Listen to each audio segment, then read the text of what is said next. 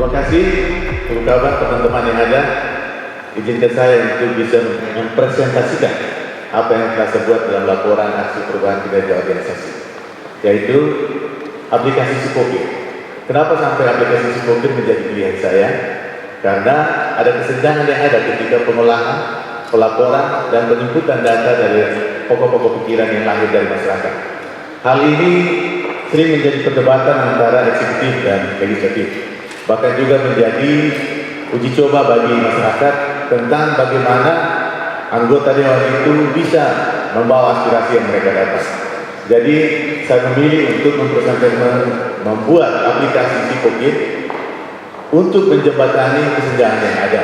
Aplikasi ini memang dirancang untuk bisa secara cepat dan teknologi informasi yang ada membuat agar setiap usulan, setiap masukan yang dikatakan oleh masyarakat atau diusulkan oleh masyarakat dapat disampaikan secara jelas, tepat, dan akan ditindaklanjuti dengan cepat dan tepat juga oleh para anggota dewan.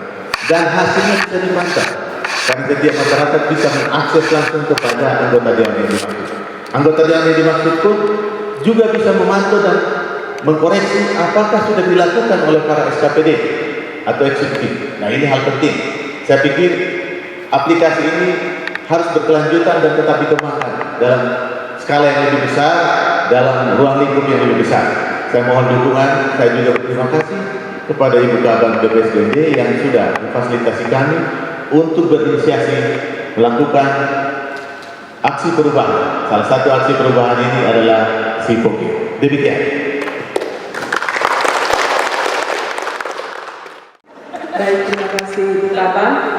Ini adalah inovasi terobosan saya, yakni Sistem Informasi Kebencanaan Kota Kupang atau yang saya singkat Sincan Kotaku.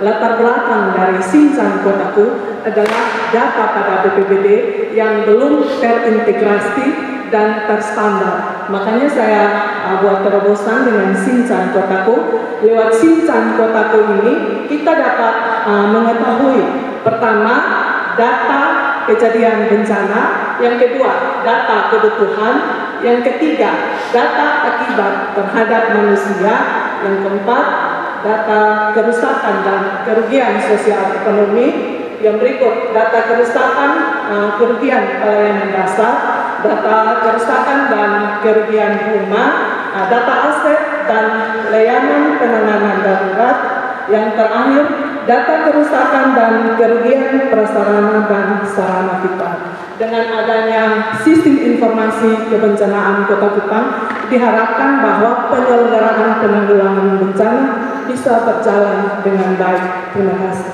Baik, kita terus. Terima kasih Ibu Kabang. Aplikasi Cerdas Cek merupakan inovasi yang saya buat untuk aksi perubahan kinerja organisasi Dinas Pendidikan, Kebudayaan dan Olahraga Kabupaten Belu.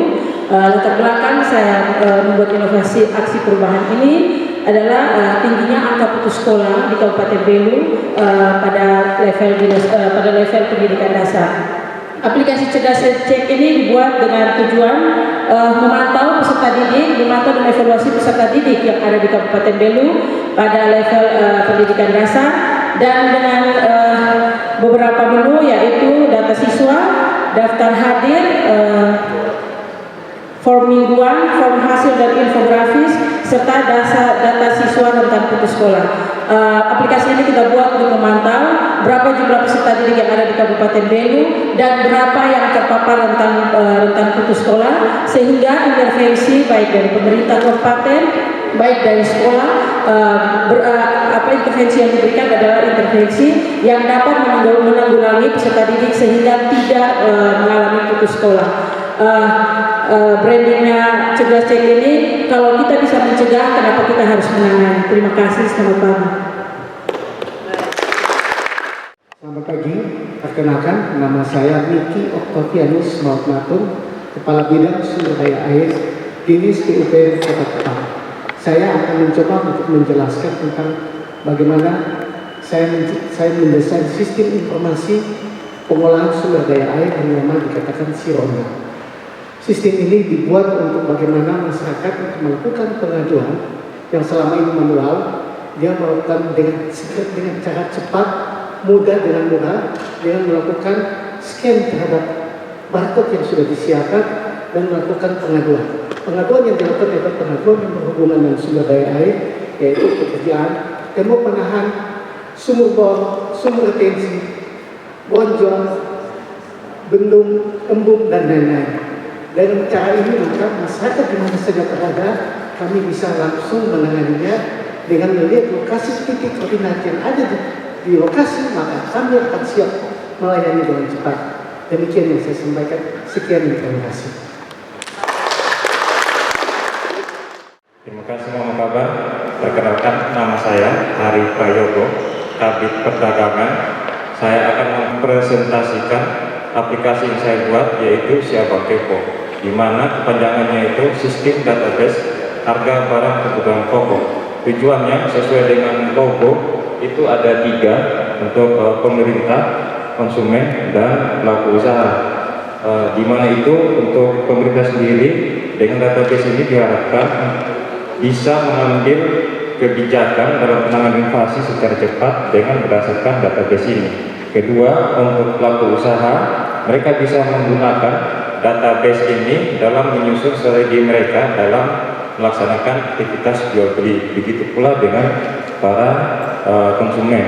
Di dalam aplikasi itu ada beberapa fitur. Yang pertama, foto kegiatan Pak Penjabat Bupati dari Januari sampai dengan bulan Juli, buku teknis petunjuk penggunaan Siapa Kepo itu sendiri, dan data dari Januari sampai dengan Juni tahun 2024, dan yang terakhir itu data dari Januari sampai bulan Desember 2023. Sedangkan ada menu tambahan di bawah itu ada whistleblower, WhatsApp, dan titik lokasi pasar Batu. Demikian presentasinya, terima kasih.